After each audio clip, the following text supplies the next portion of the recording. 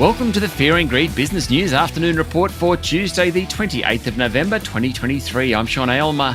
Every afternoon, we've got the 5 stories that happened today that you need to know about. Story number 1, the S&P ASX 200 closed up 0.4% today to finish at 7,015 points, though earlier in the day it was close to 1% higher. The real estate stocks led the way, and the consumer companies and financials also did well. Not so the energy companies, and the tech stocks also underperformed. Among the large caps, Fortescue was up 1.5%, while National Australia Bank was the best of the majors, rising 1.2%.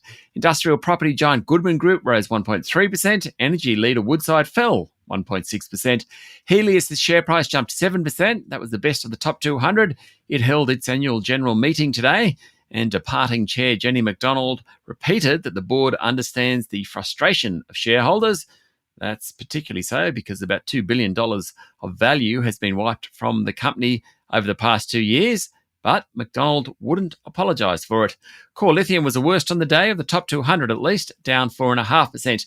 In corporate news, West Gold Resources jumped 3% after receiving board approval to expand its Big Bell project in Western Australia, and Imugene's share price jumped 10% after it announced it had been granted fast-track designation from the US Food and Drug Administration for the clinical evaluation of its metastatic advanced solid tumours program against a new form of cancer. Story number 2, retail sales fell last month, according to the Bureau of Statistics, pointing to a slowing economy as interest rates bite household budgets. Following a big jump in September and a rise in August, retail sales were down 0.2% in October, with a drop across all categories with the exception of food retailing. Now, the downturn might be a reflection of people waiting to take advantage of discounts during the Black Friday sales events. Makes sense because clothing, footwear and personal accessory retailing fell sharply last month, and those products did very well in the recent sales. Turnover totaled $35.8 billion last month, and clearly the trend line for retail sales is flattening. Story number 3, the share price of Collins Foods, holder of the KFC and Taco Bell licenses in Australia, jumped nearly 8% today after announcing strong revenue and profit growth. Collins Foods operates 270 KFC stores in Australia and 72 in Europe, and that's where it's getting much of its growth from, Europe, where underlying profit was up more than 50%.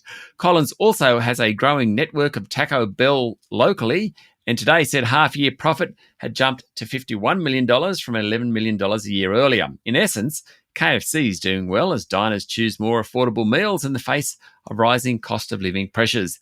The group said inflation remains a challenge, with labour and energy the most notable areas of cost growth. Story number 4, Plenti's share price finished 65% higher today. That's quite a spike, after announcing a deal whereby it will co-brand loans for electric vehicles with National Australia Bank. NAB will also refer customers to Plenti wanting finance to buy solar panels and batteries for their homes. Plenti's share price initially doubled this morning after the announcement, which also included a statement that the major bank may acquire up to 15% of the personal lender.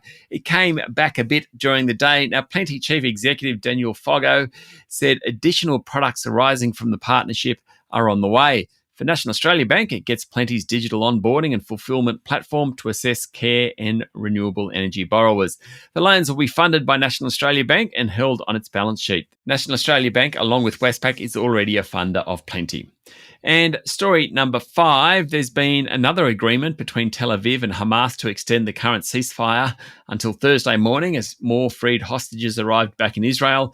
The two sides will pause fighting for an additional 2 days, Qatar's foreign ministry said on X, while Hamas said in a statement that a deal was reached to extend the temporary humanitarian ceasefire for an additional 2 days under the same conditions as the previous ceasefire. The White House confirmed the agreement. Overnight, 11 hostages were freed.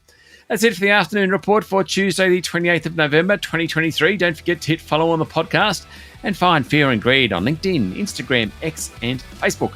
Join Michael Thompson and I tomorrow morning for the Fast 5 by Fear and Greed, the top 5 business stories you need to know in just 5 minutes. I'm Sean Aylmer. Enjoy your evening.